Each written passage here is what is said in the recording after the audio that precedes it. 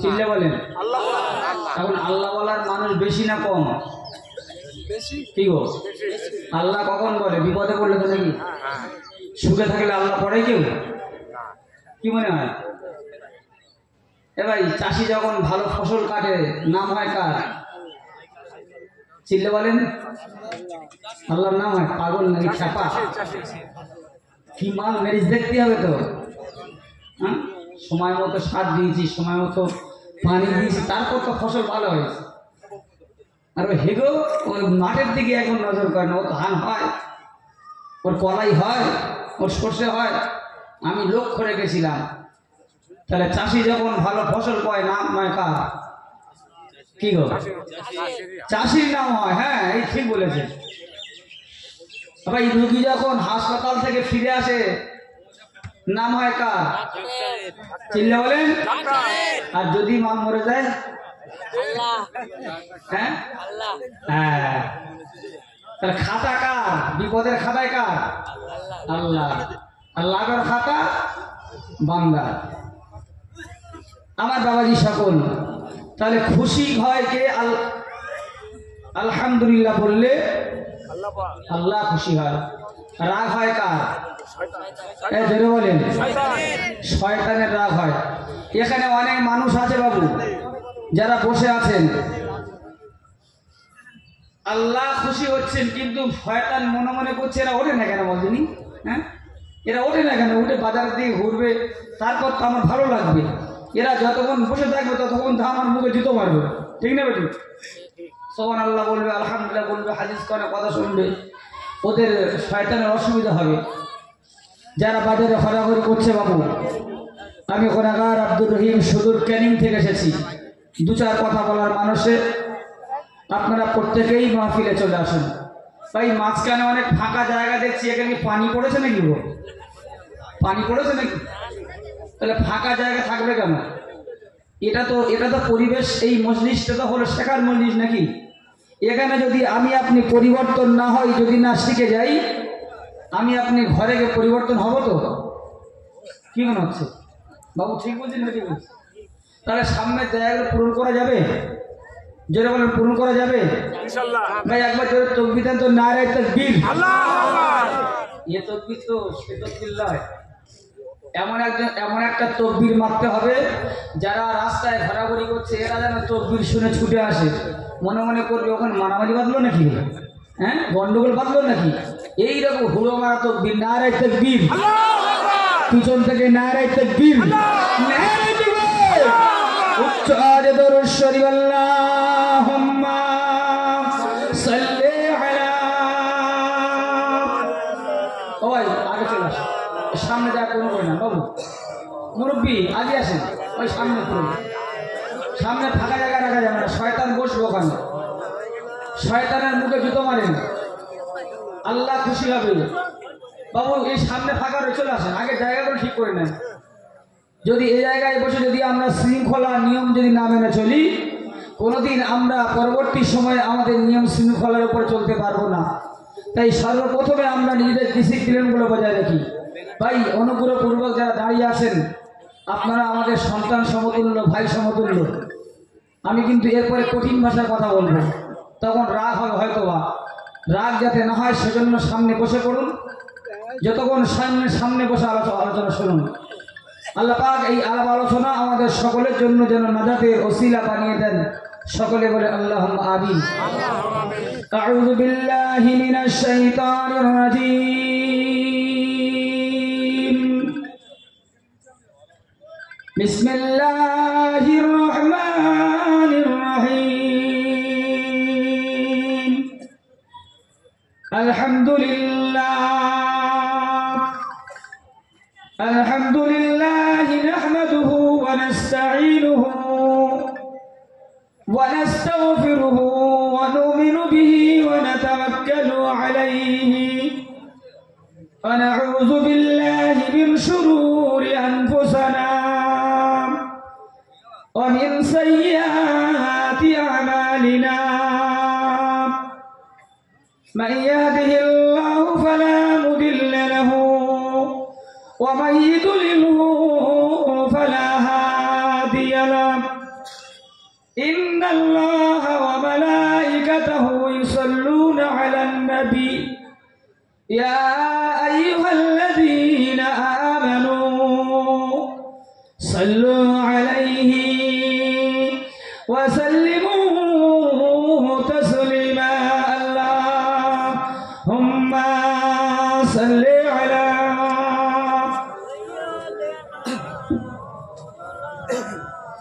وعلى آل سيدنا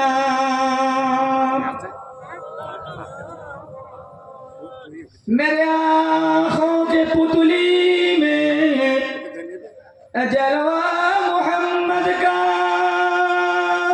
मेरे दिल के आईने में नक्शा है मोहम्मद का कोई जन्नत में जाएगा कोई दोज़ख में पहुंचेगा मदीने की तरफ दौड़ेगा दीवाना मोहम्मद का अल्लाहुम्मा सल्ली अला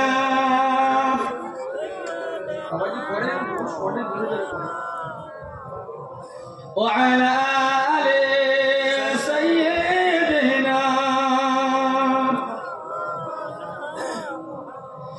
कादे उम्मत और कादे मोमिन कादे मोमिना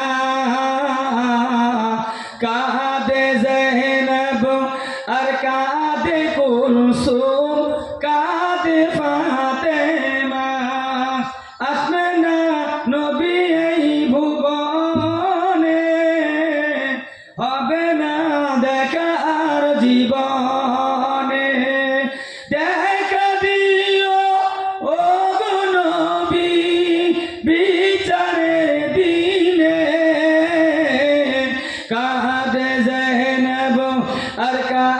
कुलसूम कादे सकीना अल्लाहुम्मा सल्ली अला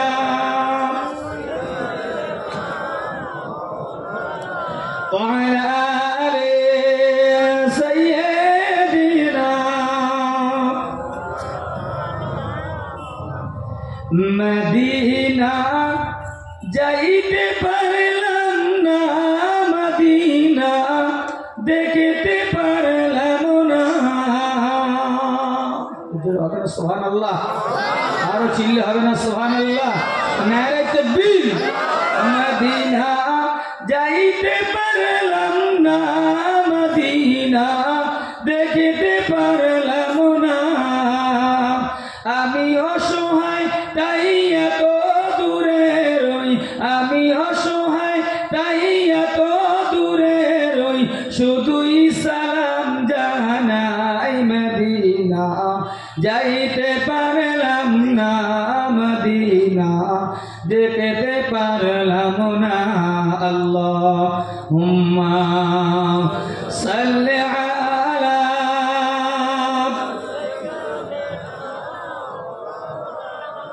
ওয়া আলা আলি সাইয়্যিদিনা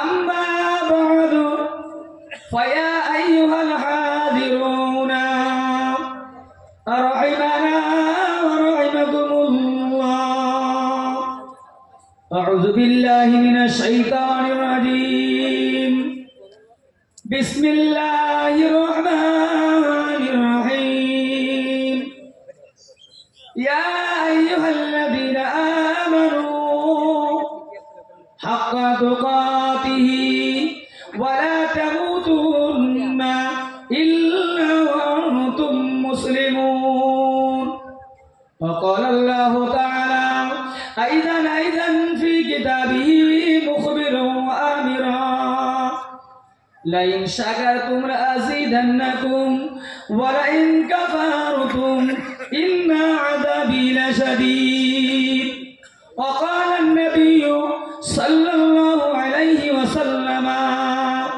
إذا ظهر الزنا في قرية فقد أحل الله أن يعذبه الناس মুআজ্জাজ মুকাররম সম্মানিত আজকের জলসার মাননীয় বরণীয় জনাব সভাপতি সাহেব, বিশেষ করে আমার সম্মুখে বসে রয়েছেন খোদা ভীরু আল্লাহ ভীরু বাবাজি, আমার ভাইয়েরা, সন্তান সমতুল্য কচি কাঁচা বাচ্চারা, আলো আধার দিয়ে মাইকের মাধ্যমে কণ্ঠধ্বনি শ্রবণ করছেন এই গ্রামের আনাচে কনাচে বসে থাকা ধার্মিকা আল্লাহ আলী আমার আম্মাজান ও বোনেরা বেটিরা, শুকরিয়া আল্লাহ পাকের দরবারে যে রব্বুল আলামিন আল্লাহ আমাকে আপনাকে বড় ভালোবেসে পছন্দ করি এই লক্ষ্মীগাছা জামে মসজিদের অসুস্থ ময়দানে কিছু আলাপ আলোচনা করার মতো সুযোগ দিয়েছেন। সেজন্যই আমরা সকলেই উচ্চকণ্ঠে বলি আলহামদুলিল্লাহ। তারপরে জানাই রহমতুন নবী শাফিউল মুজনাবিন আখিরি জামানার নবী, যাকে না তৈরি করলে পরে আমরা ইমান কি জিনিস বুঝতাম না, যাকে না পাঠালে নামাজ কি জিনিস আমরা জানতে পারতাম না, সেই নবীর উপরে শত সহস্র শান্তির ধারা বর্ষিত। সকলে বলি সাল্লাল্লাহু আলাইহি ওয়াসাল্লাম। প্রিয় বাবাজি সকল, আল্লাহ পাক রব্বুল আলামিন আমাদেরকে বড় ভালোবেসেছেন, তাই আজ আমাদেরকে ঈমান নামক বস্তু আমাদেরকে দিয়েছেন। কথা ঠিক না বেঠিক গো? জি, আল্লাহ আমাদেরকে ঈমান দিয়েছেন, মূল্যবান জিনিস। আল্লাহ বলছেন পৃথিবীতে একমাত্র জিনিসের দাম বেশি, সেটা হলো ঈমানওয়ালা যিনি, তার ঈমানওয়ালার দাম আল্লাহ পাকের দরবারে অনেক অনেক বেশি।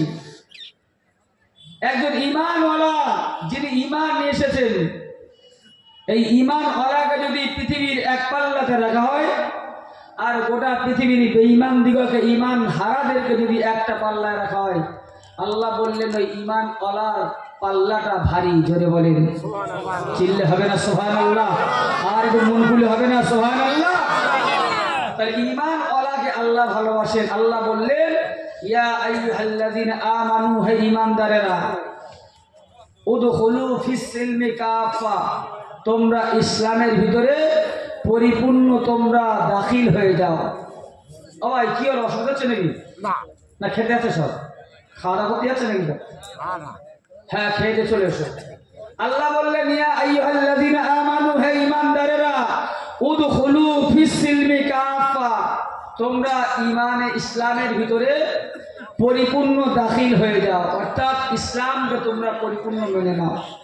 ভাই, আজকে আমি যে জ্যাকেটটা গায়ে দিয়েছি, এই জ্যাকেটটাকে যদি উল্টো করে আমি আমার শরীরে লাগাই, এই জ্যাকেটটাকে ঠিক মতো গায়ে দেওয়া হয়েছে বলে মনে হবে? উল্টো গায়ে দিলে কি সঠিক গায়ে দেওয়া হয়? আমি পাঞ্জাবি গায়ে দিলাম, একটা হাতা গলালাম আর একটা হাতা গলালাম না, এটা কি সঠিক? আমি পাঞ্জাবিতে গায়ে গলালাম, কি মনে হয়? আমি একটা জুতো পরলাম, ডান দিকের পায়ের জুতোটা বাম দিকে লাগালাম আর বাম দিকের পায়ের জুতোটা ডান দিকে লাগালাম, জুতো সঠিক করা হলো? কি বলেন? তাহলে সঠিক তো ওটাই। আমি যদি আমার এই জ্যাকেটটা ঠিক মতো গায়ে লাগাই, যদি আমি পাঞ্জাবি দুটো হাতটা আমি হাতে লাগাই, পাঞ্জাবিটা আমার গায়ে ঢোকাই, তারপরে তো পরিপূর্ণ পাঞ্জাবিটা গায়ে দেওয়া হলো।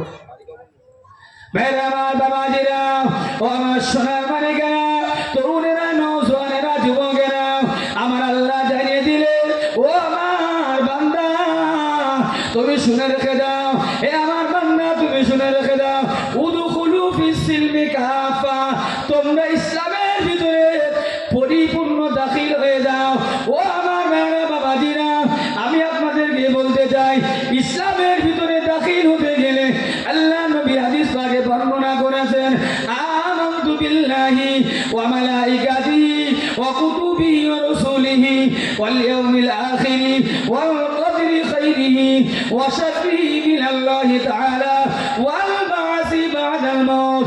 এ আমার সাথীরা শুনে রেখে দাও, আমি নবী মুহাম্মদুর রাসূলুল্লাহ তোমাদেরকে জানিয়ে দিলাম, তোমরা ইসলামের ভিতরে পরিপূর্ণ ওই সময় দাখিল হবে যখন তোমরা আল্লাহর উপরে বিশ্বাস করবে।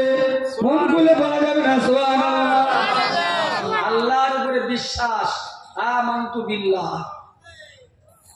আমার আল্লাহ কোরআনুল কারীমে ঘোষণা করলেন, ওয়াল আসরি ইন্নাল ইনসানা লাফি খুসর। এ আমার বান্দারা শুনে রেখে দাও, প্রত্যেকটা মানুষ ক্ষতিগ্রস্তের ভিতরে, ইল্লাল্লাযীনা কিন্তু ওরা ক্ষতির ভিতরে পড়বে না যারা আমি আল্লাহ আমাকে বিশ্বাস করে নিয়েছে রব বলে, আমি আল্লাহ আমাকে এক বলে মেনে নিয়েছে। ইল্লাল্লাযীনা আমানু, যারা আমি আল্লাহ আমার উপরে ঈমান নিয়ে এসেছে তারা কোনোদিন ক্ষতির ভিতরে পড়তে পারে না। একটু কি মন খুলে বলা যাবে না সুবহানাল্লাহ? ও আমার ভাইরা বাবাজিরা, আমরা আল্লাহকে বিশ্বাস করি না কি মনে হয়? ইমানদারেরা যারা আল্লাহর উপরে বিশ্বাস করে, যখন মাইকে আযান হয় হাইয়া আলাস সালাত, এসো নামাজের জন্য এসো, ও আমার ভাইরা বাবাজিরা, যারা ঈমান এনেছে আল্লাহকে আল্লাহ বলে বিশ্বাস করেছে, তারা কি আযান শোনার পরে চায়ের দোকানে বসে থাকতে পারে? কি মনে হয়? তারা কোনদিন? এখন চায়ের দোকানের পার্টি বেশি না মসজিদের পার্টি বেশি? তাহলে যদি আল্লাহকে আল্লাহ বলে মানেন, বিশ্বাস করি আমি আপনি, তাহলে আমার আপনার ঈমানটা কেন চায়ের দোকান থেকে উঠিয়ে নিয়ে মসজিদে আসতে পারে না? ও আমার ভাইরা বাবাজিরা, আল্লাহ পাক জানিয়ে দিয়েছেন বান্দা, ও আমার বান্দা শুনে রেখে দাও, এই দুনিয়াটা হলো তোমাদের জন্য পরীক্ষা জায়গা। ও আমার ভাইরা বাবাজিরা শুনে রেখে দাও বাবা, আল্লাহ কোনদিন কোন বান্দা বান্দিকে ঘাট ধরে জামার কোন একটা ধরে মসজিদে নিয়ে আসবে না। আল্লাহ কোনদিন কোন বান্দা বান্দিকে ধমক দিয়ে মসজিদে নিয়ে আসবে না, কেননা আল্লাহ ওয়াদা করেছে, এ আমার বান্দা শুনে রেখে দাও, দুনিয়াটা হলো ক্ষণস্থায়ী দুনিয়া, এই দুনিয়াতে তুমি সারা জীবন থাকতে পারবে না। এই দুনিয়াটা তোমার জন্য হলো আখিরাতের পুঁজি অর্জন করার জায়গা। এটা হলো আখিরাতের পুঁজি অর্জন করার জায়গা। আজকে কেউ এখান থেকে কলকাতায় যাবে, কৃষ্ণনগরে গিয়ে ট্রেনের জন্য কিছুক্ষণ অপেক্ষা করতে হয় স্টেশনে, হয় না? হয় না? যদি কেউ মনে মনে করে স্টেশনটা আমার সারা জীবন থাকার জায়গা, একে বোকা বলা হবে না, চালাক বলা হবে। কি গো, ট্রেনের সময় হলে তাকে ট্রেনে উঠতে হবে, আর কোথায় যেতে হবে? গন্তব্যস্থলে পৌঁছে দিতে হবে। ভগবান নবিয়ার জওয়ানেরা যুবকেরা, তাই আমার আল্লাহ কোরআনুল কারীমে ঘোষণা করলেন, ইয়া আইয়ুহাল্লাযীনা আমানু লা তুলহিকুম আমওয়ালুকুম ওয়ালা আওলাদুকুম আন যিকিরিল্লাহ। এ আমার বান্দা শুনে রেখে দাও, আমি আল্লাহ তোমাদেরকে জানিয়ে দিলাম। এ আমার বান্দা শুনে রেখে দাও, আমি আল্লাহ তোমাদেরকে সাবধান করে দিলাম। লা তুলহিকুম আমওয়ালুকুম ওয়ালা আওলাদুকুম আন যিকিরিল্লাহ। এ আমার বান্দারা শুনে রেখে দাও, মাল সম্পদ ধন দৌলত যেন তোমাদিগকে আল্লাহ পাকের হুকুম থেকে মুখ ফিরিয়ে না দেয়। আল্লাহ যেন তোমাদেরকে, মাল যেন তোমাদেরকে আল্লাহর হুকুম থেকে সরিয়ে না রাখে। আপনারা কি বলবেন ভাইরা আমার বাবাজিরা, ও জনেরা যুবকেরা, সকালবেলা আপনি একে মজুরি করার জন্য আপনি মাঠে চলে গেছে, জোরের সময় হয়ে গেছে, নামাজের সময় হয়ে গেছে, আপনি যে নামাজটা কাজা করে, আপনি যে দিন মজুরি করে বাড়ি ফিরলেন, ও ভাই আমার বাবাজিরা, এই নামাজ কাজা করাটা অর্থের জন্য কিনা? কি মনে হয়? অর্থের জন্য নয়। এই যে নামাজটা কাজা করা হলো, এটা অর্থের জন্য তো নাকি? পয়সার জন্য তো নাকি? রমজান মাসে রোজার আছে, আল্লাহ পাক জানিয়ে দিয়েছেন, এ আমার বান্দা শুনে রেখে দাও, রমজান মাসের রোজা তোমাদের জন্য ফরজ করা হয়েছে। কোন উম্মাতানিরা যদি রমজান মাসে দিনের বেলা আহার করে, ওই উম্মাতানিটা যেন রমজান মাসে হারাম ভক্ষণ করলো। রমজান মাসে দিনের বেলা খাওয়া যাবে? হ্যাঁ, কিছু কিছু বাপের বেটা পেফেরেঙ্গা মাথা মোটা আছে, এরা দিনের বেলা শুধু মদম খাচ্ছে, মরণ খাচ্ছে। হ্যাঁ, রমজান মাসে রোজাদাররা ওরা রোজা রেখে আসরের পরে আর উঠতে পারে না, মসজিদে যাবে, ছোলা খাবে, ছোলা। আর ও বাপের বেটা সারাদিন রোজা রাখে না, মুসলিমদের সঙ্গে ইফতার করে। এরা কিছু টেটারিং আছে না নাই? হ্যাঁ, ও রোজা মুসল্লিরা ও রোজাররা ইফতার করবি কি, আর ইফতারে থালা নিয়ে বসে করছে আমার আগে দে। কত বড় রোজাদার, কত বড় টেটারিংরা। ভগবান হ্যাঁ বাবা দিনা রমজান মাসে রোজাকে কাজা করে আপনি যে ইনকাম করেছেন এটা তো রুজি, এটা তো দুনিয়ার অর্থ। ও বাবা দিনা আমার আল্লাহ জানে আমার বান্দা অন্যায় কাজের সঙ্গে জড়িয়ে যাবে। আমার বান্দা আমি আল্লাহ আমার হুকুমকে ছেড়ে দেবে। তাই আমার আল্লাহ জানিয়ে দিলেন, আগে থেকে সাবধান করে দিলেন, আমি আল্লাহ তোমাকে সাবধান করে দিলাম, খবরদার খবরদার মাল সম্পদ যেন তোমাকে আল্লাহ পাকের হুকুম থেকে দূরে না সরিয়ে দেয়। ও আমার মেয়েরা বাবাজিরা, নবী ঈসা আলাইহিস সালাতু ওয়াস সালামের জামানার একটা কথা বললে আপনি বুঝতে পারবেন মাল একটা মানুষকে, সম্পদ একটা মানুষকে কোন জায়গা থেকে কোন জায়গায় পৌঁছে দিতে পারে। ও আমার মেয়েরা বাবাজিরা, আল্লাহর নবী ঈসা রুহুল্লাহ, আল্লাহর নবী ঈসা রুহুল্লাহ তিনি করলেন কিনা, একদিন সফরের উদ্দেশ্যে বার হলেন, 3টে রুটি থলিতে করে দিয়ে এবার রাস্তা দিয়ে বার হয়েছে। একজন সাগরেদ, একজন মুরিদ এসে বলছে, ও আল্লাহর নবী ঈসা রুহুল্লাহ আমি আপনার সঙ্গে যেতে চাই। ঈসা রুহুল্লাহ বললেন, ওরে আমার মুরিদ তুমি আমার সঙ্গে যেতে পারবে না, আমার যে কর্মকাণ্ড তোমার তাতে পছন্দ হবে না, তুমি সহ্য করতে পারবে না, ফলে তুমি আমার সঙ্গে যেতে পারবে না। ঈসা নবীর কওমটা, ঈসা নবীর উম্মতটা বলতে, হুজুর আমি আশা করেছি আমি আপনার সঙ্গে আমি সফরে যাব, আপনি যা করবেন আমি একেবারে মুখ বন্ধ করে চোখ বন্ধ করে মেনে নেব। নবী ঈসা আলাইহিস সালাতু ওয়াস সালাম বললেন, ঠিক আছে তাহলে আমার সঙ্গে চলো। আমার জানেরা কিছু দূর যাওয়ার পরে দেখতে পাওয়া গেল আল্লাহ নবী ঈসা রুহুল্লাহ তার কওমকে বললেন, ওরে আমার কওম শুনে রেখে দাও, ও আমার উম্মত শুনে রেখে দাও, এবারে আমার খিদা লেগে গেছে, ওই রুটিখানা তুমি বার করো, ওই রুটিটা বার করো, আমরা দুজন মিলে রুটিটা ভাগ করে খেয়ে নি। আল্লাহ নবী ঈসা রুহুল্লাহর উম্মতরা রুটিখানা বার করেছে, এবার রুটিখানা নিয়ে দুজন খেতে বসেছে। ঈসা নবীকে নিয়ে গিয়েছিল 3টে রুটি, 3টে। ওরে আমার জওয়ানেরা, ওরে আমার যুবকেরা, নবী ঈসা রুহুল্লাহ একটা রুটি খেলেন, আর একটা রুটি তার উম্মতকে খেতে দিলেন, আর একটা রুটি নিয়ে তার উম্মতকে বলল, উম্মত যদি আবার আমাদের খিদে লেগে যায় এই একটা রুটি দুজন ভাগ করে খাবো, এই রুটিটা থলিতে রেখে দাও। এবারে 2টো রুটি খেয়ে নিয়েছেন, একটা নবী ঈসা রুহুল্লাহ খেলেন, আর একটা উম্মতকে খাওয়ার জন্য দিলেন। এবারে খাওয়ার পরে এবার ঈসা নবী আর তার উম্মতকে সঙ্গে করে নিয়ে চলতে শুরু করেছে।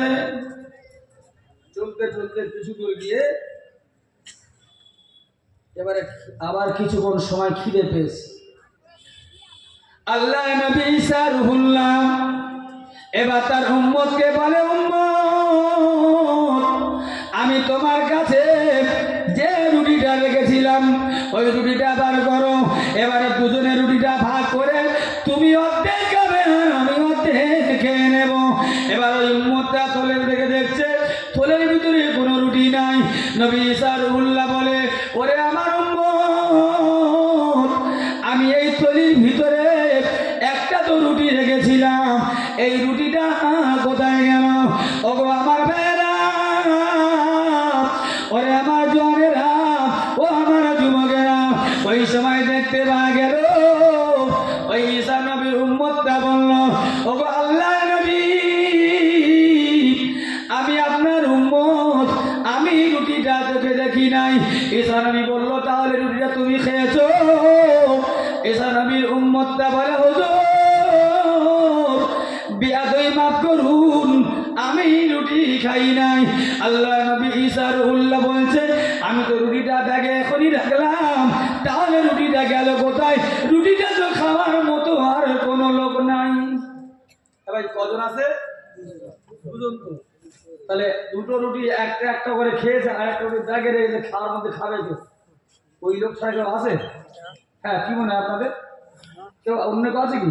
কিন্তু উম্মতটা কি বলছে? হুজুর আমি রুটি খাই নাই, আপনি আমাকে যা বলবেন, আপনি আমাকে কসম দিতে বললে আমি কসম দিতে রাজি আছি, তবে রুটি আমি খাই নাই।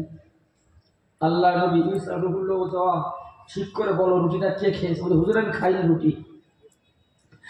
ওরে আমার জওয়ানেরা, ওরে আমার যুবকেরা, সে সময় দেখতে পাওয়া গেল আল্লাহ নবী ঈসা রুহুল্লাহ বলে উম্মত আমি তো আল্লাহর নবী ঈসা, তুমি কি বিশ্বাস করো? বলতেন হুজুর আমি সঠিকভাবে বিশ্বাস করি। ওগো আমার নবী আমি আপনার কথা বিশ্বাস করি, তবে আমি রুটি খাই নাই। আপনি যদি আমাকে এখনই মসজিদে উঠে বলতে বলেন, আমি মসজিদে উঠে বলতে রাজি আছি। আপনি আমাকে যেভাবে বলতে বলবেন আমি সেইভাবে বলতে রাজি আছি, তবে আমি রুটি খাই নাই। ওরে আমার জওয়ানেরা, ওরে আমার যুবকেরা, সেদিনে দেখতে পাওয়া গেল নবী ঈসা রুহুল্লাহ বললেন ঠিক আছে তুমি যখন রুটি খাও নাই তবে অসুবিধা নাই, চলো চলো আমার যে জায়গায় যাওয়ার দরকার আগে যাই চলো। ওরে আমার জওয়ানেরা, ওরে আমার যুবকেরা, সেদিনে দেখতে পাওয়া গেল আল্লাহ নবী ঈসা রুহুল্লাহর সঙ্গে উম্মতটা চলতে শুরু করলো। চলতে চলতে চলতে চলতে সামনে কিছু দূর গিয়ে দেখতে পেল নদী। কি বললাম ভাই? নদী। এই নদী পারাপারের জন্য কোনো ব্রিজ নাই, এই নদীতে পারাপার করার জন্য নৌকা লাগে, ঠিক না বেটি? ওরে আমার জওয়ানেরা, এবার ঈসা নবী বলে ও আমার উম্মত এই জায়গা নদীটা পার হতে গেলে নদীর নৌকা লাগবে বাবা, দেখো তাকিয়ে দেখো কোনো দিকে নৌকা পাওয়া যায় কিনা। ওরে আমার জওয়ানেরা একবার এদিকে তাকায় আর একবার ওদিকে তাকায়, কিন্তু কোথাও তো নৌকা দেখা পায় না। ওগো আল্লাহ নবী আমরা এবার যাই কেমন করে? কোন দিকে তো নদীর নৌকার ব্যবস্থা নাই। কি করে পার হবো? নদীটা পার হবো কি করে ভাই? চিন্তায় পড়ে গেছে নদীর উম্মত। ঈসা নবী বলছে হে আমার উম্মত তুমি চিন্তা করো না, তুমি তো আমার সঙ্গে আছে, লা তাহজান ইন্নাল্লাহ মা'ানা, তুমি চিন্তা করো না, আল্লাহ তো আমাদের সঙ্গে আছে। জোরে বলেন, আরো চিল্লা হবে না সুবহানাল্লাহ? আরো জোরে হবে না সুবহানাল্লাহ? নারে তাকবীর। তবে ঈসা নবীর সঙ্গে যদি আল্লাহ থাকতে পারে, আমাদের সঙ্গে আল্লাহ আছে না নাই? কি বলেন? এই ওয়াকফ বোর্ডের বিল পাস করার জন্য আমাদের মাননীয় প্রধানমন্ত্রী যে কুরুচিকর চক্রান্ত চালাচ্ছে, এর বিরুদ্ধে আপনারা কি ওয়াকফ বোর্ডের হয়ে আপনারা ওয়াকফ বোর্ডের বিল যাতে পাস না করতে পারে এর জন্য কি আপনারা ভোট দিয়েছেন? ভোট দেওয়ার মতো লোক আছে এখানে? যে ওয়াকফ বিল যেন পাস না করতে পারে, যে সংশোধনী বিল আনতে চাচ্ছে, তাতে করে মুসলমানদের ক্ষতি হবে। আপনারা জানেন না নাকি? শোনেননি নাকি? ইমাম সাহেবরা বলেনি মসজিদে মসজিদে প্রত্যেকটা মানুষ যদি ঈমান ওয়ালা হয়, ঈমান ওয়ালা হিসাবে প্রত্যেকটা ঈমানদারের দায়িত্ব এটা তার মসজিদকে সংরক্ষণ করা, তার মাদ্রাসাকে সংরক্ষণ করা, তার গোরস্থানকে সংরক্ষণ করা, তার ধর্মীয় পরিবেশকে সংরক্ষণ করার দায়িত্ব প্রত্যেকটা ঈমান ওয়ালা, ঠিক না বেটি? প্রত্যেকটি মানুষকে আমি আবেদন করে যাব, এখনো সময় রয়েছে। ওয়াকফ সম্পত্তি সরকার চাচ্ছে তারা তাদের আয়ত্তে নিয়ে আসবে, তাদের হাতে নিয়ে নেবে, তাদের কবজায় নেবে। যেমনি করে আসামের ভিতরে কয়েকশো মসজিদকে বন্ধ করে দিল সরকার, সেরকম ভাবে চাচ্ছে এই পশ্চিম বাংলাকে যদি একবার মুঠোয় নিতে পারে, কবজায় নিতে পারে, তাহলে পরে আমাদের ধর্মীয় অনুষ্ঠানগুলো, আমাদের ধর্মীয় স্থানগুলো, মসজিদগুলো, মাদ্রাসাগুলো, খানকাগুলো, ঈদগাহগুলো তারা তাদের আয়ত্তে এনে, তাদের কবজায় এনে বন্ধ করার চক্রান্ত চালাচ্ছে। এই খবর আপনাদের কাছে আছে না নাই? জি, যাদের বড় ফোন আছে প্রত্যেকের ফোন থেকে একটা করে ভোট আপনারা দেবেন, যাতে করে ওয়াকাবের বিরুদ্ধে যে বিলটা আনছে এই বিলটা পাস না করতে পারে, দেবে তো ইনশাআল্লাহ? হাত করে বলে আল্লাহুম্মা আমিন, নারে তাকবীর, নারে তাকবীর, সবাই দেবে ইনশাআল্লাহ, যাতে করে আমাদের ধর্মীয় অনুষ্ঠানগুলো আমরা স্বইচ্ছায় আমরা পালন করতে পারি, আমাদের মসজিদে আমরা গিয়ে নামাজ আদায় করতে পারি, আমরা আমাদের ছেলেদেরকে যাতে করে মাদ্রাসায় আমরা পড়াতে পারি। খুব তাড়াতাড়ি এরকম একটা বিল আনতে চলে যাতে করে মুসলমানরা তাদের ধর্মীয় অনুষ্ঠানগুলো আদায় না করতে পারে। আমার ভাইয়েরা বাবাজিরা, তাহলে নবী ঈসা রুহুল্লাহর সঙ্গে যদি আল্লাহ থাকে, আমাদের সকলের সঙ্গে আল্লাহ আছে না নাই? এবার নবী ঈসা রুহুল্লাহ তার উম্মতকে বলে, উম্মত তুমি চিন্তা করো না, আল্লাহ আমাদের সঙ্গে আছে, এসো আমার সঙ্গে এসো। এবার ঈসা নবীর উম্মতের হাতটা ধরে নিয়ে বলল, বাবা এসো, আমি নবী ঈসা রুহুল্লাহ, আমি নদীর উপর দিয়ে তোমাকে নিয়ে যাব। ওই উম্মতটা বলো, আল্লাহ নবী ঈসা আপনার কি মাথা খারাপ হয়ে গেছে? এই পানির উপর দিয়ে তো হাঁটা সম্ভব নয়, এগুলি পানিতে পা দিলে পরে পানিতে ডুবে যাব, আপনি খবরদার এত বড় ভুল করবে না। ওরে আমার জনেরা, ঈসা নবী বলেন, ও আমার উম্মত শুনে রেখে দাও, আমার আল্লাহ আমাকে ক্ষমতা দিয়েছেন, আল্লাহ আমাকে নবী করেছে, যে আল্লাহর হুকুমে এই নদীর পানি স্রোতটা বইতে চলে, ওই আল্লাহর হুকুমে আমি নবী ঈসা রুহুল্লাহ এই নদীর উপর দিয়ে হেঁটে যাব। একবার মন খুলে বলা যাবে না সুবহানাল্লাহ? আরো চিল্লাবে না সুবহানাল্লাহ? এবার ঈসা নবীর উম্মতকে নিয়ে ঈসা নবী চলতে শুরু করেছে, নদীটা পার হয়ে গেল। ঈসা নবী উম্মতকে বলে, উম্মত রে, আমি যে নদীটা পার হয়ে এলাম, তোমার কি বিশ্বাস হয়েছে? বলছে, গো আল্লাহ নবী, আমার আগে যতটা না বিশ্বাস ছিল, এখন আপনার নদীর উপর দিয়ে পানির উপর দিয়ে হেঁটে আসার পরে আপনার উপরে আরো বিশ্বাসটা বেশি জন্মেছে। একটু জোরে বলা যাবে না সুবহানাল্লাহ? কোন জিনিস যদি শুধু বাস্তবে মুখে বলা আর বাস্তবে করে দেখান আকাশ জমিন তখন নেই বাবু, বিশ্বাসটা বেশি হবে না? ঈসা নবীর উপরে উম্মতটা বললেন, আমার এবার বিশ্বাস পুরোপুরি জন্মে গেছে। ঠিক বলছো? বললে হ্যাঁ। আল্লাহ নবী ঈসা রুহুল্লাহ বলে, ওরে আমার উম্মত, যদি আমার উপরে তোমার বিশ্বাসটা জন্মে যায়, তাহলে এবারে বলো না, দুজনে একটা করে রুটি খাওয়ার পরে আর একটা রুটি নিয়ে আমি থলেতে রেখেছিলাম, ঝোলাতে রেখেছিলাম, ওই রুটিটা খেয়েছে কে? কি ওই রুটিটা খেয়েছে কে? ঈসা নবীর উম্মতটা মনে মনে ভাবছে, হুজুর ঘুরে ফিরে যাই করে রুটির গল্প আনছে, ঘুরে ফিরে রুটির গল্প আনছে। আল্লাহ নবী ঈসা রুহুল্লাহ এবারে বলছে, ও উম্মত তুমি শুনে রেখে দাও, তুমি শুনে রেখে দাও, সত্যি করে বলো তুমি রুটিটা খেয়েছো কিনা? আল্লাহ নবী ঈসা রুহুল্লাহ ওই উম্মতটা বলেছিল, নবী ঈসা আমি রুটি খাই নাই, আপনি আমাকে যেমন ভাবে কসম খেতে বলবেন আমি কসম খেতে রাজি, তবে আমি রুটি খাই নাই। নবী ঈসা রুহুল্লাহ বললেন, দেখো আমি পানির উপর দিয়ে তোমাকে হাঁটিয়ে নিয়ে এসেছি, পানিটা মাটির মতো হয়ে গেছে, আমি ঈসা রুহুল্লাহ, আমার কাছে তুমি স্বীকার করো তুমি রুটিটা খেয়েছো কিনা? ও আমার জওয়ানেরা, ওরে আমার যুবকেরা, ভাইয়েরা, আমার বাবাজিরা, এবারে দেখতে পাওয়া গেল কিছুতেই বিশ্বাস করে না, কিছুতেই মানতে চায় না। ঈসা রুহুল্লাহ বলল, ঠিক আছে, তুমি যখন বিশ্বাস করবে না অসুবিধা নাই, চলো তবে চলো আগে আমি হাঁটতে শুরু করি। কিছু দূর আবার চলতে শুরু করেছে। ঈসা রুহুল্লাহ ওই উম্মতকে নিয়ে হাঁটতে হাঁটতে হাঁটতে কিছু দূর গিয়ে আবার খিদে পেয়েছে। উম্মতকে যখন, উম্মত আমার তো খিদে পেয়েছে, হুজুর আপনার আগে আমারও খিদে লেগেছে, কিন্তু ভয়তে কিছু বলতে পারিনি, তাই কি হোক ভয়তে আমি কিছু বলতে পারিনি।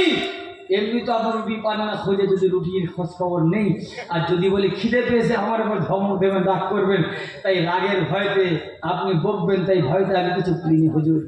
ঈসা নবী বললেন, কি খাওয়া যাবে? এমন সময় দেখতে পাওয়া গেল একটা হরিণ চড়ছে, হরিণ। আল্লাহ নবী ঈসা রুহুল্লাহ ওই হরিণটা ধরে নিলেন, ওই হরিণটা ধরে জবাই করলেন, আর জবাই করে রান্না করে ওই জায়গায় ভুনা বানালেন। ওরে আমার জওয়ানেরা, ওরে আমার যুবকেরা, সেদিনে দেখতে পাওয়া গেল আল্লাহ নবী ঈসা রুহুল্লাহ আর ওই উম্মতটা দুজনে মিলে হরিণের গোশত ভুনা করে দুজনে খেলেন। এবার খাওয়ার পরে যা হাড় হাড্ডি ছিল, কিছুটা হাড় নবী ঈসা রুহুল্লাহর কিনাকে কোলে কাঁধে রইল, আর কিছুটা হাড় ওই উম্মতের কোলে জড়ো হলো। এবার ঈসা রুহুল্লাহ বললেন, ওরে হাড় তুমি শুনে রেখে দাও, ও আল্লাহ পাকের সৃষ্টি হাড় শুনে রেখে দাও, আমি ঈসা রুহুল্লাহ জানিয়ে দিলাম তুমি যেমন হরিণ ছিলে তেমন হরিণ হয়ে যাও। চিল্লে হবে না সুবহানাল্লাহ? ঈসা নবী রুহুল্লাহ যদি বলে হরিণকে, হাড়কে যদি বলে হাড় হরিণ হয়ে যা, হবে না? হবে? বিশ্বাস হয় না? জি।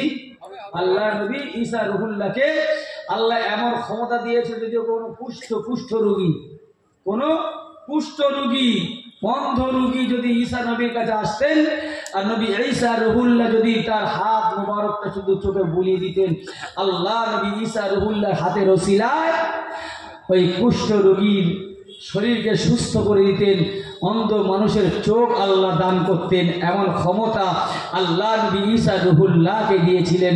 জোরে বলেন সুবহানাল্লাহ। তাই ঈসা রুহুল্লাহ বলছে, এবার ঈসা রুহুল্লাহ বলছে, শুনে রেখে দাও ও আমার উম্মত, শুনে রেখে দাও, আমি যদি হাড় থেকে হরিণ বানাতে পারি, আমি কি পারি না? আমি কি পারি না? ওই রুটিখানা খেয়েছে কে বলতে পারে না? পারে না? ও আমার উম্মত, তুমি শুনে রেখে দাও, আমি কেন তো বলতে পারি, আমি সব বলতে পারি। রুটিটা কি হয়েছে? তবে উম্মত তুমি সত্যি কথা বলো, রুটিটা কোথায় গিয়েছে? ওরে আমার জনেরা, ওই ঈসা নবীর উম্মতরা বলে, হুজুর আমি রুটি খাই নাই, হুজুর আমি রুটি খাই নাই, হুজুর আমি যদি রুটি খেতাম আমি তাহলে আপনাকে সত্যি কথা বলে দিতাম। উচ্চ আওয়াজে দরুদ শরীফ আল্লাহুম্মা সাল্লি আলা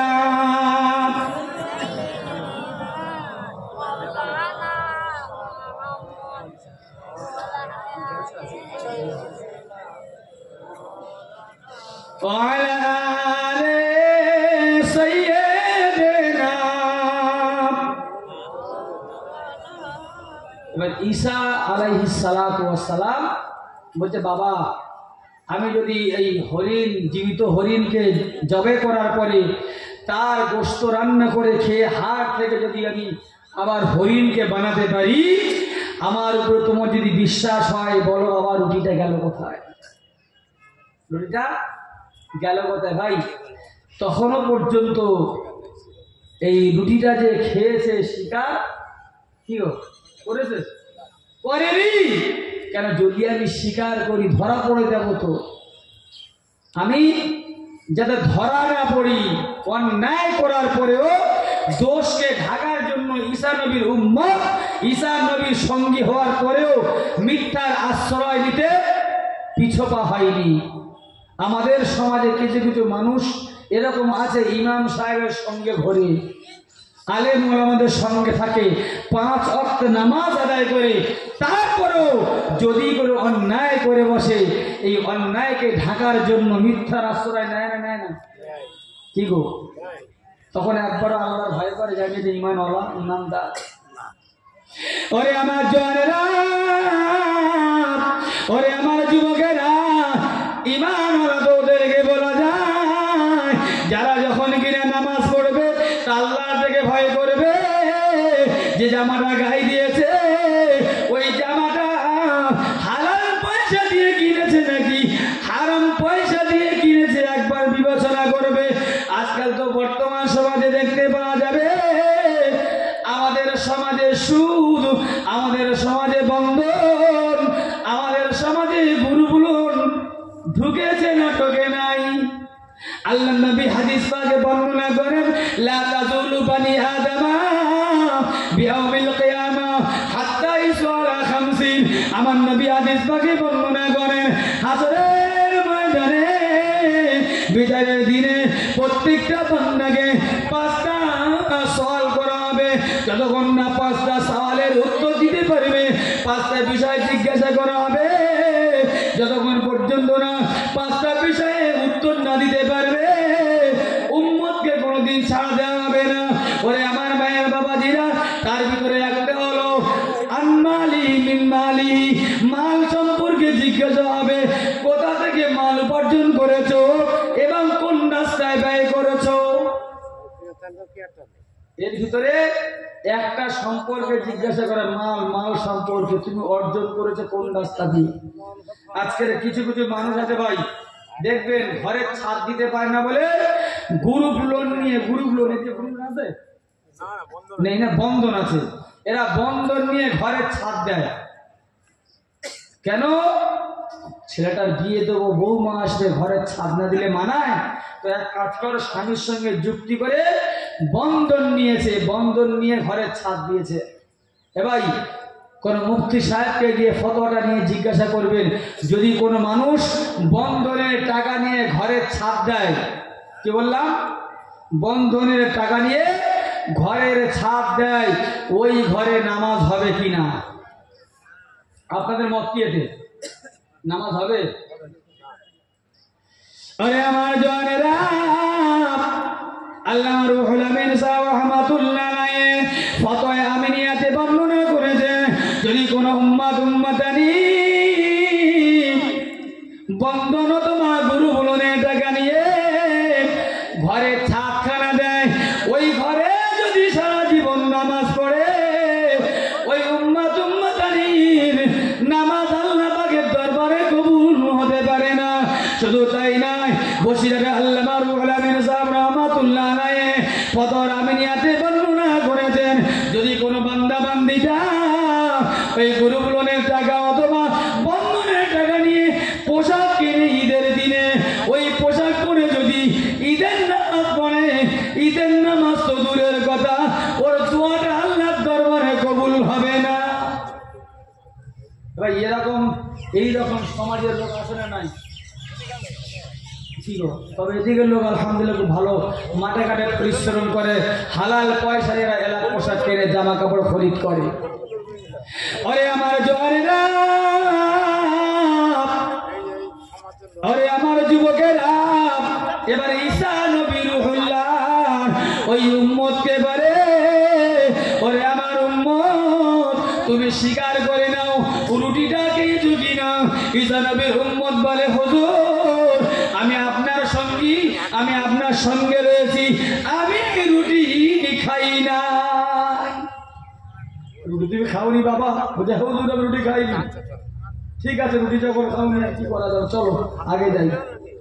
এবার ঈসা রুহুল্লাহ কিছু দূর যাওয়ার পরে এক মুঠো মাটি কাদা নিলেন, কাদা কি নিল ভাই? কাদা মাটি নিয়ে ওই কাদা মাটিটা 3টে ঢেলা করলো, 3টে ঢেলা, 3টে দলা বানালো। 3টে দলা বানানোর পরে, ওই 3টে দলা বানানোর পরে এবার ঈসা রুহুল্লাহ ওই 3টে দলায় ফু দিলেন। কিতাবে বর্ণনা করা হয়েছে রে সোনা, এবার ঈসা রুহুল্লাহ যখন ওই 3টে মাটির দলাতে ফু দিল, দেখতে পাওয়া গেল ওই 3টে মাটির দলায় সোনাতে পরিণত হয়ে গেল। একটু মন খুলে বলা যাবে না সুবহানাল্লাহ? এবার সোনায় পরিণত হয়ে গেছে, এই সোনায় পরিণত হয়ে গেছে। এবার ঈসা নবীর উম্মতটা এই সোনা দেখে এবার লোক বেড়ে গেছে। কি এবার হঠাৎ করে হুজুরের এত ক্ষমতা, মাটি দিয়ে সোনা বানাচ্ছে? আরে সর্বনাশ! ও আল্লাহ নবী ঈসা, আপনার হাতে এত পাওয়ার, আপনার হাতে এত ক্ষমতা, আপনি মাটি দিয়ে সোনা বানিয়েছেন, তবে আমি আপনাকে জানতে চাই, আপনি এই সোনা দিয়ে বানাবে কি করতে চান? আল্লাহ নবী ঈসা রুহুল্লাহ বলেন, ও আমার উম্মত, এই যে 3টে তিনটে সোনা আমি বানিয়েছি, এই তিনটে সোনা একটা সোনা আমি নেব, কেননা আমি রুটি তো বাড়ি থেকে তিনটে এনেছিলাম। যে মানুষটি একটা রুটি খেয়েছে আমি তাকে একটা সোনা দেব। যাকে যে একটা রুটি খেয়েছে কি তার একটা সোনা দেব। এ তো ভারী চিন্তায় পড়ে গেছে। যাক দেখা যাক কি করে। আল্লাহ নবী ঈসা রুহুল্লাহ এই তিনটে সোনা ভাগ করতে শুরু করলেন। একটা সোনা কি করলেন, ওনাকে দিলেন, না তুমি একটা রুটি খেয়েছো? হুজুর হ্যাঁ আমি একটা রুটি খেয়েছি। একটা সোনার ডালা নিয়ে ঈসা নবীর উম্মতের হাতে দেয়া হলো। আমি একটা খেয়েছি, ঈসা নবী একটা নিলেন। আর একটা সোনার ডালা বাঁধবে তো না বাঁধবে? রুটি তো পাওয়া যায়নি। ওই সোনার ডালা নিয়ে এবার ব্যাগে রেখে দিয়েছে। কোথায়? থলেতে। এবার থলেতে রেখে দিয়ে যে থলে আর তোমার হাতে দেওয়া যাবে না, যদি তোমার হাতে দিই রুটির মতো ও আমার গায়ে জাদু করার মতো গায়ে হয়ে যাবে। ও আমার জনেরা, ওরে আমার যুবকেরা, সেদিনে দেখতে পাওয়া গেল আল্লাহ নবী ঈসা রুহুল্লাহর উম্মত এবার রাস্তায় হাঁটছে আর মনে মনে করছে, যদি আমি একটাবার সত্যি কথাটা বলতাম তাহলে পরে ওই সোনাটা তো আমার ভাগে মিলে যেত, আমি দুটো সোনার মালিক হয়ে যেতাম। কি হতাম? দুটো সোনার মালিক হয়ে যেতাম। মনে মনে ভাবছে আর হাঁটছে, কি করে হুজুরের কাছে মাপ চাওয়া যায়? ওই সোনাটা আমার লাগবে, ওই সোনাটা আমার লাগবে। তাই লোভ কাজ করছে না, করছে না? অতি লোভে কি তাঁতি জব্দ, তাঁতি নষ্ট। এবারে ঈসা নবীর উম্মতটা ঈসা নবীর পিছনে চলতে শুরু করেছে আর মনে মনে ভাবছে, আমি কি কায়দায় ঈসা নবীর কাছ থেকে ওই রুটি ওই আপনার সোনার তলাটা নিতে পারি। ওরে আমার জনেরা, সেদিন দেখতে পাওয়া গেল ঈসা নবী রুহুল্লাহ পথে চলতে শুরু করেছে। এবার পিছন থেকে ঈসা নবীর উম্মতটা বলে, ও আল্লাহ নবী ঈসা রুহুল্লাহ, ও আল্লাহ নবী, আমি আপনার কাছে একটা প্রশ্ন করতে চাই, আপনি কি আমার প্রশ্নের উত্তর বানা দেবেন? আল্লাহ নবী ঈসা বলেন, ওরে আমার উম্মত, তুমি এমন কি প্রশ্ন করবে, এমন কি কথা জিজ্ঞাসা করবে, আমাকে জিজ্ঞাসা করো আর আমি তোমার কথার উত্তর দেব না, তা কোনোদিন সম্ভব নয়। এবার ঈসা নবী রুহুল্লাহ উম্মতটা বলছে, ওগো আল্লাহ নবী ঈসা, পৃথিবীর কোনো ছেলে যদি তার মায়ের কাছে অথবা তার বাপের কাছে কোনো ভুল করে, যদি তার বাপের কাছে কোনো অন্যায় করে আর অন্যায় করার পরে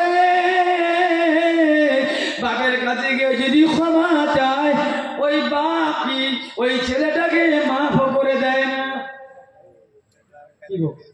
কি বলছে উম্মতটা? হুজুর, যদি কোনো ছেলে বাপ মায়ের কাছে অন্যায় করে অপরাধ করে, যদি পরক্ষণে গিয়ে ভুল বুঝতে পারে যে ক্ষমা চায়, ওই বাপ মা কি ক্ষমা করবে না? করবে না? এর সাধারণ জিনিস। বাপ যত বড় নিষ্ঠুর হোক, মা যত বড় নিষ্ঠুর হোক না কেন, যখন কোনো ছেলে অন্যায় করার পরে আবার বাপ মায়ের কাছে ফিরে এসে বলে, আব্বা ভুল হয়ে গেছে, মা আমার ক্ষমা করে দাও, আমার ভুল হয়ে গেছে, এখন বাপ মা ভুল ক্ষমা করে না? করে না? ঈসা নবী বললেন, বাবা এটা তো স্বাভাবিক ব্যাপার, প্রত্যেকটা বাপ মা তার ছেলেকে ক্ষমা করে দাও। আমার জনেরা, যুবকেরা, ওরে আমার যুবকেরা, এবার ঈসা নবীর উম্মত বলে, হুজুর আপনি হলেন আমার নবী, আপনি তো হলেন আমার বাপের মতো, আপনি হলেন আমার অভিভাবক, আপনি হলেন আমার গাইডম্যান, আপনি হলেন আমার রাহাবার, আমি হলাম আপনার ছেলের মতো। আমি যদি আপনার কাছে কোনো অন্যায় করে থাকি, আমি যদি আপনার কাছে কোনো বেয়াদবি করে থাকি, আমি যদি আপনার কাছে কোনো ভুল করে থাকি, আপনি কি আমাকে ক্ষমা করবেন না? আল্লাহ নবী ঈসা রুহুল্লাহ বলল, বাবা তুমি এমন কি ভুল করতে পারো, তুমি যদি কোনো ভুল করে থাকো আমি তোমাকে ক্ষমা করে দেব। কেউ বুঝলেন কি কায়দায় লাইন করছে? দেখেন, হ্যাঁ কি কায়দায় পোষ মানাচ্ছে। যদি তোমার কোনো ছেলে ভুল করে থাকে, আমি যদি ভুল করে থাকি, হুজুর বলছেন ক্ষমা করে দেব। এবার ঈসা নবীউল্লাহ বলেন, বাবা আমি তো আল্লাহর নবী, আল্লাহ তো আমাকে পাঠিয়েছে, আমার উম্মতেরা হাজারো অন্যায় করুক না কেন, তারা যখন ফিরে এসে আমার কাছে ক্ষমা চাইবে, আমার কাছে মাফ চাইবে, আমি আল্লাহ পাকের নবী হিসাবে আমি তাদেরকে মাফ করে দেব। ধরে বলেন সুবহানাল্লাহ। এবার ঈসা নবীর উম্মতরা বলছে, ওগো আল্লাহর নবী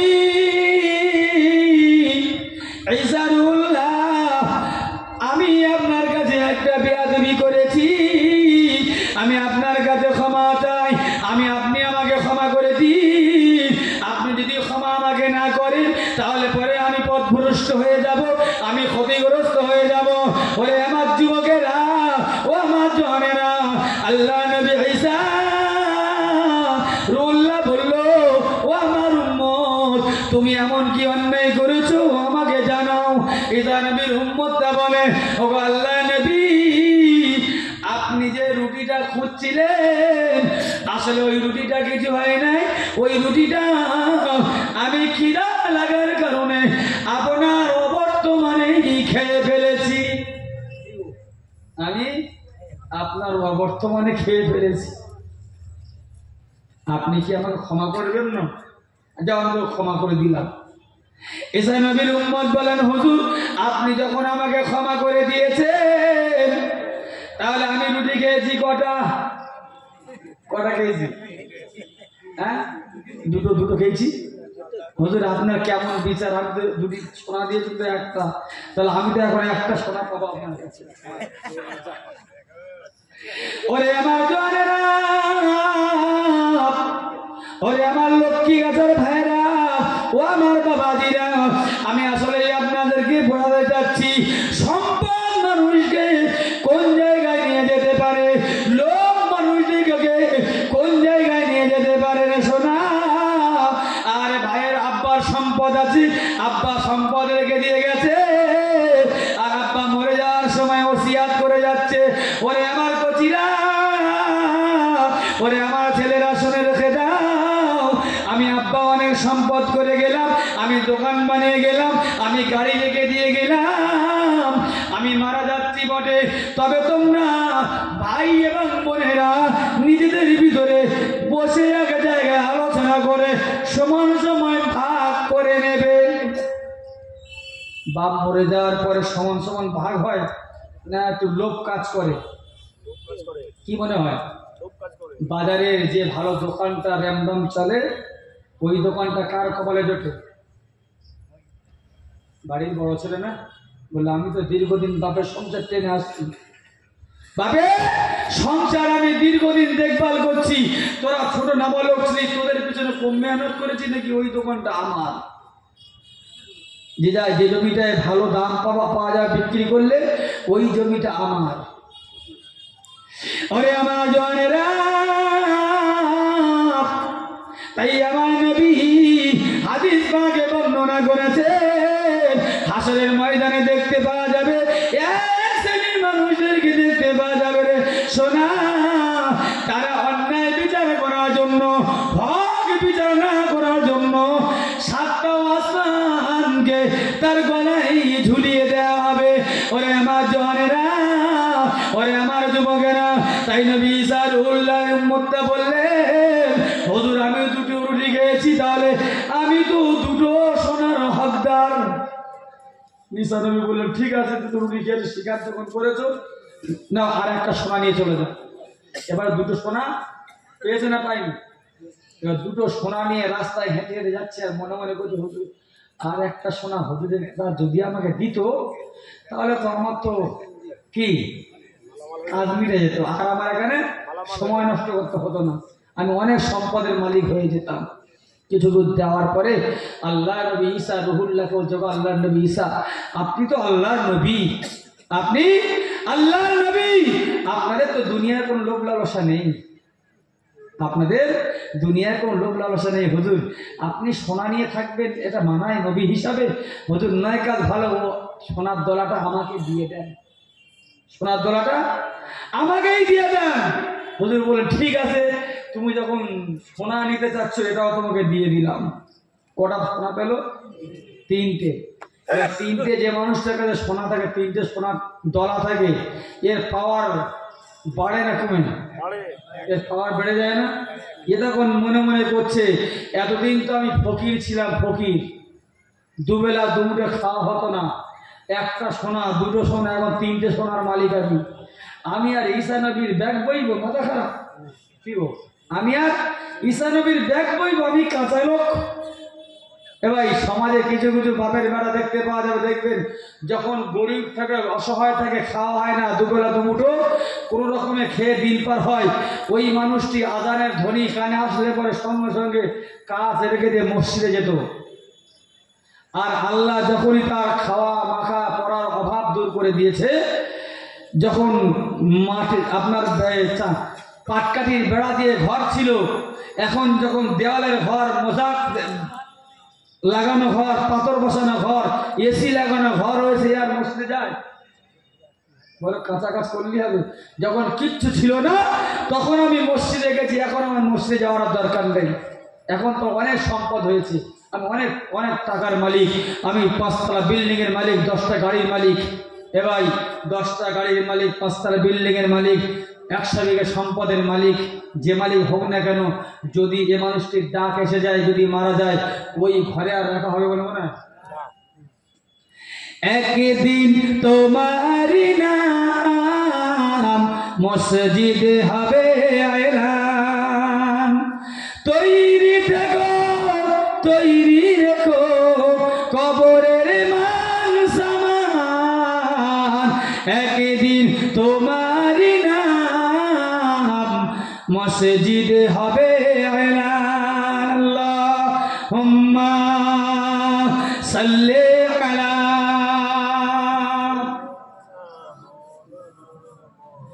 وعلى آل سيدنا। और আমার ভাইরা, এবার ঈসা নবীর উম্মতটা যখন 3টে সোনার মালিক হয়ে গেছে, এবার ঈসা নবীর উম্মত এবার দেখছে আমার তো অনেক সম্পদের মালিক হয়ে গেছি, আমি আর ঈসা নবীর পিছনে ব্যাগ বইব না, আমি আর খুলে বইব না। এবারে বাহানা করতে শুরু করেছে, ওগো আল্লাহ নবী ঈসা,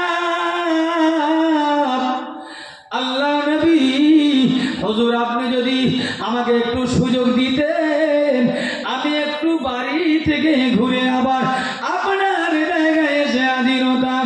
ওরে আমার জওয়ানেরা, এবার শয়তান তোর পিছনে লেগে গেছে যে তুই ঈসা নবীর সঙ্গে থাকিস না, অনেক সম্পদের মালিক হয়ে গেছিস, 3টে সোনার মালিক তুই হয়ে গেছিস, এখন তুই যখন গ্রামে যাবি লোক তোর পিছনে লাইন দিবে, তুই কেন লোকের পিছনে লাইন দিবি রে? তুই কেন লোকের পিছনে লাইন দিবি? তোর পিছনে লোক লাইন দেবে, যা চলে যা। হুজুর, এটা হুজুর একটু আমাকে ছুটি দেন, 1-2 দিনের জন্য আমি বাড়ি থেকে ঘুরে আবার ফিরে আসবো। শুধু মনে মনে করছে যে কোনো মূল্যে ছুটিটা নিতে পারলে আমি আর ফিরে আসবো, আর জীবনে এ পথে আর হবো না, এ মুখ আর হবো না, আমি আমার জায়গায় আমি গিয়ে বাহাদুরি করতে শুরু করবো। আমার জওয়ানেরা, আমি একেবারে কিতাবের কথা বলছি রে শোনা। এবার আল্লাহ নবী ঈসা রুহুল্লাহ ঈসা রুহুল্লাহর কাছ থেকে বিদায় নিয়ে এবার উম্মতটা চলতে শুরু করেছে। এবারে প্রতিমধ্যে দেখতে পাওয়া গেল রে সোনা, 2জন ডাকাত এসে ওই ঈসা নবীর উম্মতকে আটকে ফেলেছে। কে? ঈসা নবীর উম্মতটাকে রাস্তায় 2 দস্যু ডাকাত এসে ধরে ফেলেছে। এই কি এবার বল, কোথায় চলেছিস? তোর কাছে কি মাল আছে বার কর। এখন ঈসা নবীর উম্মত চিন্তা করছে যে আমার কাছে সোনাদানা আছে, যদি আমি সত্যি কথা না বলি সব কেড়ে নেবে, কেমন 2জনা থাকি একা নয়, কাজ ভালো ওর সঙ্গে গোটা করে নি, কম্প্রোমাইজ করি, কমসে কম 2জনকে যদি 2টো দিতে হয় 100 টাকা আমি আমার থাকবে। লোক কাজ করেছিল ওখানে, লোক এখানে এসে বিপদে পড়ে গেছে, তো লোক তো ছাড়তে পারছে না। আল্লাহ নবী ঈসা ওই রুহুল্লাহর উম্মতটা এবার ডাকাতের দলের সঙ্গে রে শোনা এবারে কম্প্রোমাইজ করতে শুরু করে দিল, গোটা করতে শুরু করলো। ওরে ডাকাতের দলেরা, আমার কাছে 3টে সোনার দলা আছে, একটা একটা করে 3 জন ভাগ করে নেব, আমাদের ভিতরে যেন কোনো অশান্তি না হয়, যাতে কোনো গন্ডগোল না হয়। ওরে আমার যুবকেরা, এবার ঈসা নবীর উম্মতটা ওই দুজনের সঙ্গে আলোচনা করে নিল রে সোনা। একটা সোনা ঈসা নবীর উম্মতটা নেবে, আর 2টো সোনা ওরা 2 ডাকাত একটা একটা করে ভাগ করে নেবে। 3 দিন আলোচনা হয়ে গেল। ওরে আমার জয়েরা, ওরে আমার যুবকেরা, এবার এই জন্য 3 জন যখন আলোচনা করে সিদ্ধান্ত হয়ে গেল, 3 জন যুক্তি করছে, তখন আমরা 3 জন 3টে সোনার দলা পেয়ে যাবো। নয় কাজ ভালো, চলো একটু আমরা একটা জায়গায় বিশ্রাম করে নিই, একটু আরাম করে নেই। যখন সোনা যখন ভাগ হয়ে যাচ্ছে, আর বেকার কেচাকেচি করে অশান্তি করে লাভ নাই, চলো আমরা 3 জনে একটা জায়গায় বিশ্রাম করি। 3 জন এক জায়গায় বসে আলোচনা করছে, এক কাজ করো, আজকের তো না চাইতেই অনেক কিছু মাল আমরা পেয়ে যাচ্ছি, তো দোকানে একজন যাও, গিয়ে কিছু খাবার কিনে নিয়ে এসো, কিছু খাবার। 3 জন খাবার দাবার খেয়ে একটু পেটের জ্বালাটা নিবারণ করে, আর আমরা একটা করে সোনা নিয়ে যে যার ঘরে ফিরে যাব। এই ঈসা নবীর উম্মত সোনার দলা তো এর কাছে, 3টে দলা সব এর কাছে। এই ডাকাত দুটো চিন্তা করছে, যদি ওকে দোকানে পাঠাই তাহলে পরে ও নিয়ে পালিয়ে যাবে মাল। নয় কাজ ভালো, দুজনের ভিতরে একজনকে ওকে রেখে দিই, আর একজনকে দোকানে পাঠিয়ে দিই। দুজনের ভিতরে একজন ওই সোনার দলাওয়ালার কাছে রয়েছে, আর একজন সে কি করলো, খাবার আনার জন্য দোকানে চলে গেছে। এবার দোকানে গিয়ে ও যুক্তি ফাটছে, ও মনে মনে যুক্তি করছে, ফোন দিয়ে আসছে, যদি ওই 3টে সোনার দলা আছে, যদি ওদের দুজনকে কভার করা যায়, মানে ওদের 2টো উইকেট ফেলে দেওয়া যায়, তাহলে পরে 3টে সোনার মালিক আমি একা হয়ে যাব। আরে আমার জওয়ানেরা, আল্লাহ নবী হাদিস পাকে বর্ণনা করেছে, ইন্না শাইতানা ইয়াইদুকুমুল ফাকরা, শয়তান তোমাদেরকে বুদ্ধি দেবে, শয়তান তোমাদেরকে পথভ্রষ্ট করে দেবে। ওরে আমার জওয়ানেরা, শয়তান কোনোদিন চায় না মানুষ ভালো কাজ করুক, শয়তান কোনোদিন চায় না ও জলসায় বসে থাক।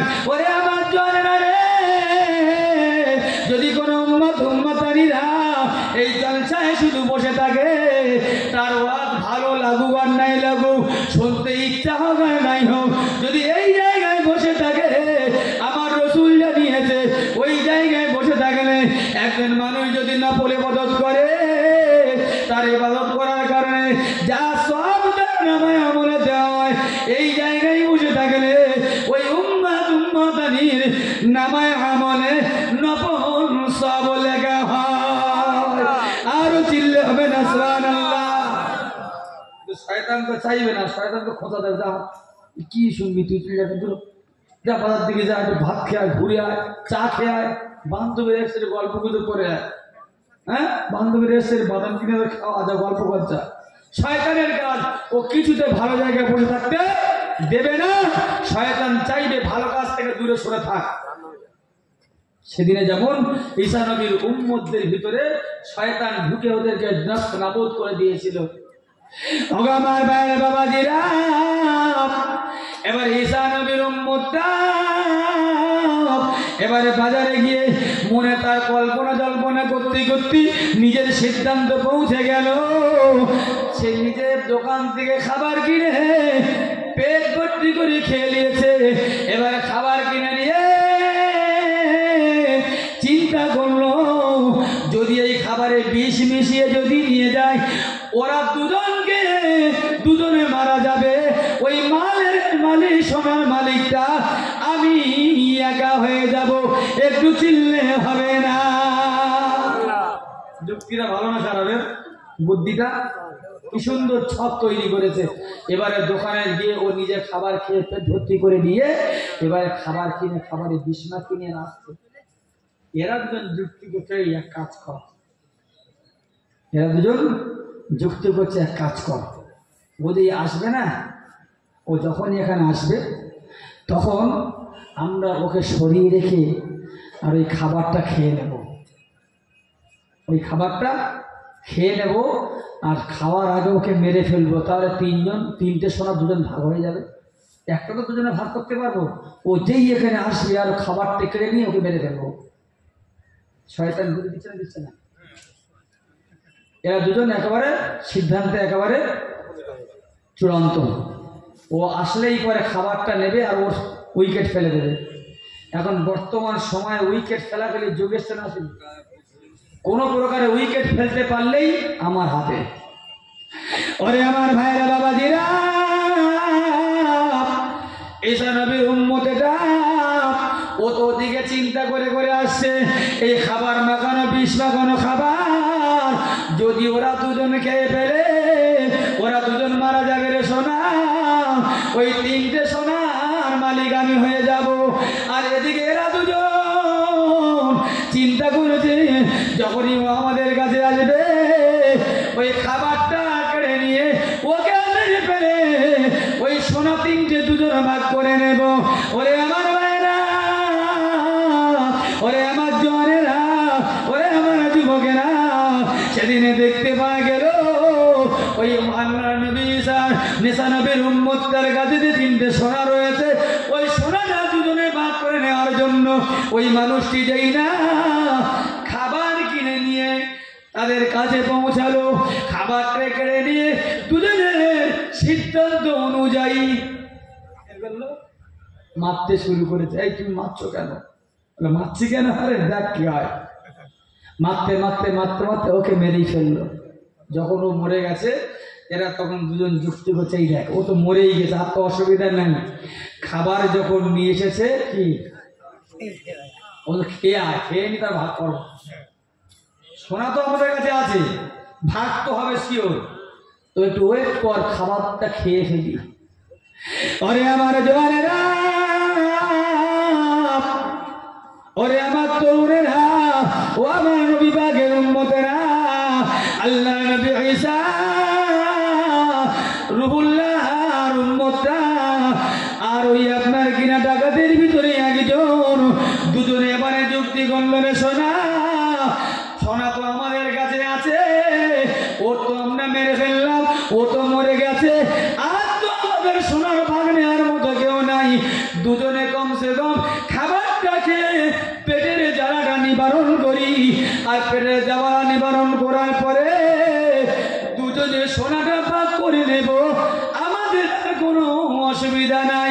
ওরে আমার জওয়ানেরা, ওরে আমার যুবকেরা, এবার দেখতে পাওয়া গেল রে সোনা, ওই যে খাবারটা আপনার নিয়ে এসেছিল, এবারে দুজনে হাত মুখ ধুয়ে অর্ধেক করিয়ে খেতেই শুরু করেছে। খাবারটা কি লাগানো ছিল? পয়জন ছিল না, বিষ ছিল না। এখন এই কোনো যদি বিষ খায় থাকবে না, যাবে? কি মনে হয় চলে যাবে না?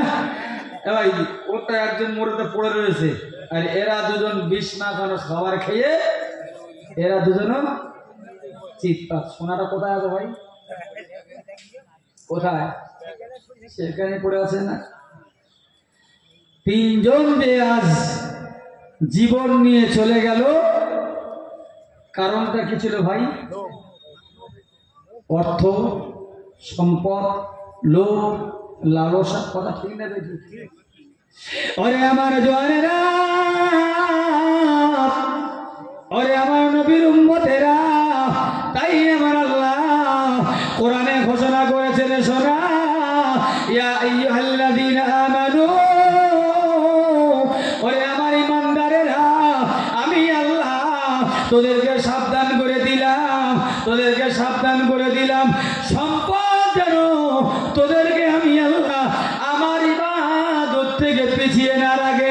ওরে আমার যুবকেরা, ওরে আমার জওয়ানেরা, সেদিনে যেমন ঈসা নবীর রুহুল্লাহকে আল্লাহ নবী ঈসা রুহুল্লাহর সঙ্গে ছিল, আল্লাহ নবী ঈসা রুহুল্লাহর সঙ্গীর যে ব্যক্তিটা হয় ওই ব্যক্তিটির নসিব ভালো হয় না, খারাপ হয়। ও ব্যক্তিটা আল্লাহ পাকের দয়া জান্নাতে যেত না, কিন্তু লোকটাকে নবীর সোহবত থেকে, নবীর কাছ থেকে সরিয়ে শয়তানের গোলামি করতে বাধ্য করেছে।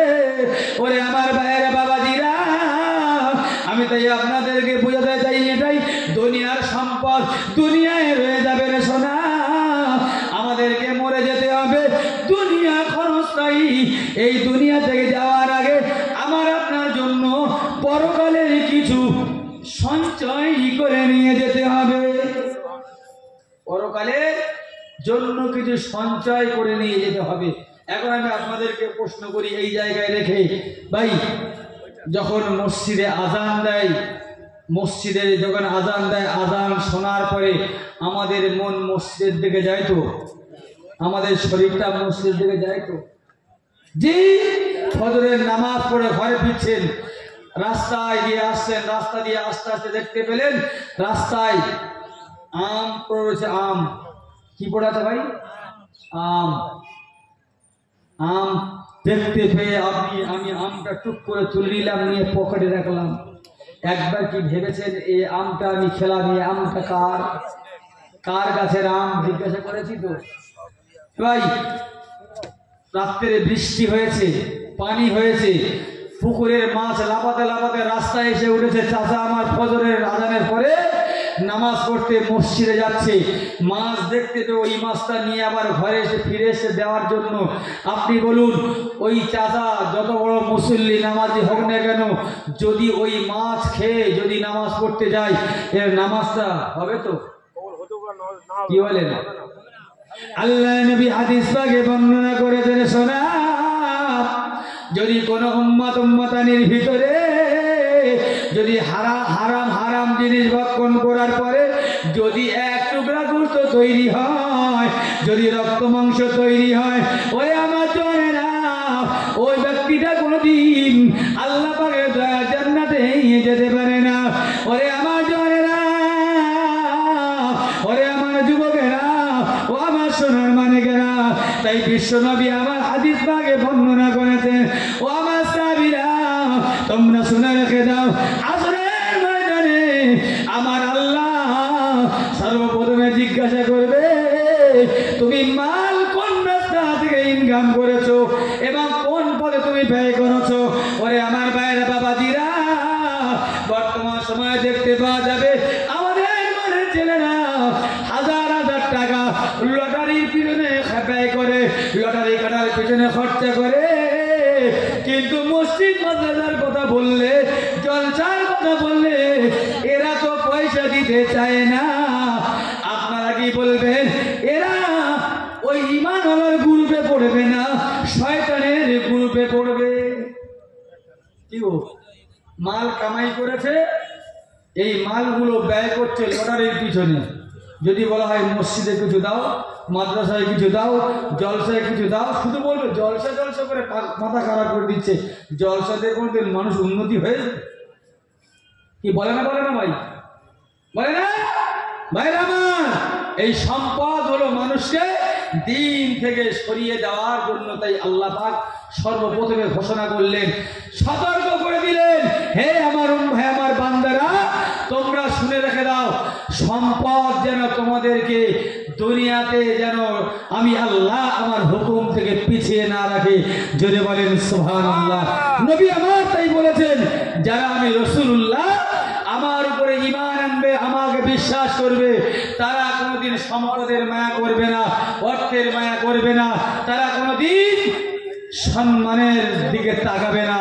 কেননা আমি আল্লাহর নবী জানিয়ে দিলাম, তারাই হলো এক নম্বর স্পেশাল ঈমানদার। জোরে বলেন সুবহানাল্লাহ। ভাই আমরা রাসূলের উম্মত হিসাবে আমাদের উপরে দায়িত্ব রয়েছে না নাই? দায়িত্ব আছে না নাই? আল্লাহ রাসূল বললেন, হে আমার সাহাবীরা, কু আনফুসাকুম ওয়া আহলিকুম নারা, তুমি নিজে জাহান্নামের আগুন থেকে বাঁচো, অপরকে জাহান্নামের আগুন থেকে বাঁচাও। আমরা 5 ওয়াক্ত নামাজ পড়ি বটে, 5 ওয়াক্ত নামাজ আমরা আদায় করি বটে, কিন্তু আমার ছেলে আছে, আমার বউ আছে, আমার প্রতিবেশী আছে তাদের জন্য কিন্তু নামাজের তাকিদ কি দেওয়া হয় নাকি ভাই? নিজে শুধু নামাজটুকু আদায় করে কিন্তু নিজের ছেলে ওদিকে আপনার কিনা সুদের সঙ্গে যুক্ত। আমি 5 ওয়াক্ত নামাজি, আমি হাজী সাহেব, 2 বার 3 বার 4 বার হজ করেছি। আবার আমি যে ঘরে বসবাস করি ওই ঘরটা তৈরি করা সুদের পয়সা দিই। হ্যাঁ, আমি কিন্তু হাজী সাহেব।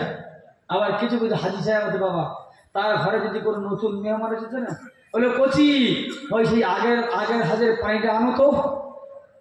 কি বলে আগের হাজের পানিটা আনো তো? তার মানে কি বলতে যাচ্ছে যে আমি একবার হজ করি, আগে একবার হজ করেছি। রসুল বললেন তোমার হজটা যদি লোক দেখানোর জন্য হয়, তোমার নামাজটা যদি লোক দেখানোর জন্য হয়, ওই নামাজ তোমার কাজে আসবে না। তোমার হজ যদি লোক দেখানোর জন্য হয়, ওই হজ তোমার কাজে আসবে না। তোমার দান যদি লোক দেখানোর জন্য হয়, ওই দানটা তোমার কাজে আসবে না। তোমার ইবাদত যদি লোক দেখানোর জন্য হয়, ও ইবাদত তোমার কাজে আসবে না। কেননা রাসূলুল্লাহ জানিয়েছেন, আমি রসুল তোমাদেরকে জানিয়ে দিলাম, তুমি নামাজ আদায় করবে, আল্লাহর সামনে দাঁড়াবে, এমন তুমি মনে মনে করে নাও তুমি আল্লাহকে দেখছো। ফাইল্লাম তাকুন তারাহু ফাইন্নাহু ইয়ারাকা, তুমি যদি আল্লাহকে না দেখতে পাও, তুমি এটা মনে মনে করো আল্লাহ তোমাকে দেখছে। জোরে বলেন সুবহানাল্লাহ। আজকে আমাদের সমাজের মুসল্লিরা মসজিদে যখন নামাজে দাঁড়িয়ে যায়, যদি একবার মশা কামড়ায় তো 14 বার হাত নিয়ে সেখানে মারে না? এ ভাই, নামাজের দিকে যদি ধ্যান থাকে, নামাজের দিকে যদি খেয়াল থাকে, তাহলে পরে মশা কামড়ালে বোঝা যাবে। আমরা তো এরকম নামাজি। ওরে আমার জওয়ানেরা, ওরে আমার যুবকেরা, সেদিন দেখতে পা গেল দয়াল নবী আমার হাদিস পাকে বর্ণনা করেছেন, তোমরা নামাজ এমন ভাবে আদায় করবে, এমন ভাবে তুমি নামাজ আদায় করবে তুমি যেন আল্লাহকে দেখছো। আর যদি আল্লাহকে না দেখতে পাও, এটা তুমি মেনে নাও আল্লাহ তোমাকে দেখছে। ওরে আমার জওয়ানেরা, ওরে আমার যুবকেরা, আল্লাহ পাক জানিয়ে দিয়েছে।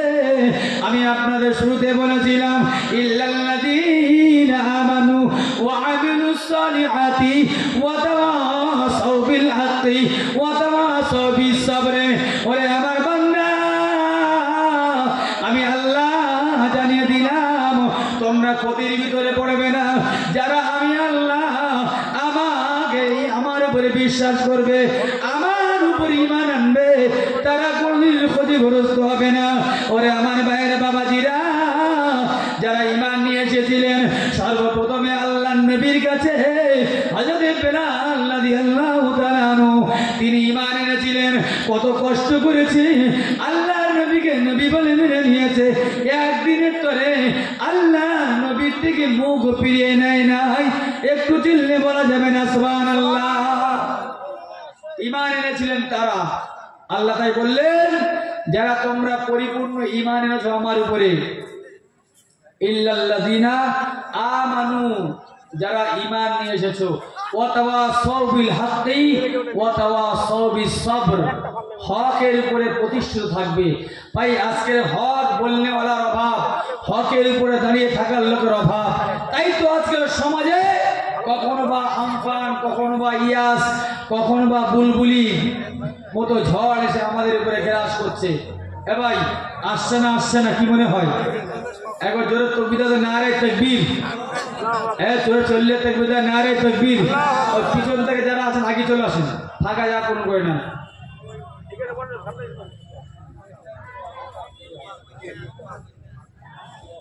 নারে তাকবীর, নারে তাকবীর, নারে তাকবীর। আমার বাবাজি সকল, আর বেশি লম্বা চড়া হয়তো করতে পারবো না।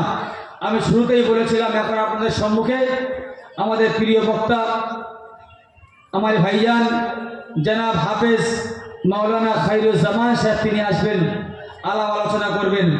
এই যারা আশেপাশে ঘোরাঘুরি করছেন, যারা বাজার ঘাটে আছেন, ভাই আপনারা বাজারে ঘাটে না বসে থেকে আপনারা মাহফিলে চলে আসেন। ভাই পিছন থেকে তো আগিয়ে আসেন না বাপ, মাঝখানে জায়গাগুলো ফাঁকা জায়গা পূরণ করে না, সামনে চলে এসো, সামনে চলে দরুদ শরীফ পড়তে পড়তে সকলে সামনে চলে এসে উচ্চ দরুদ শরীফ আল্লাহুম্মা সাল্লি আলা সাইয়্যিদিনা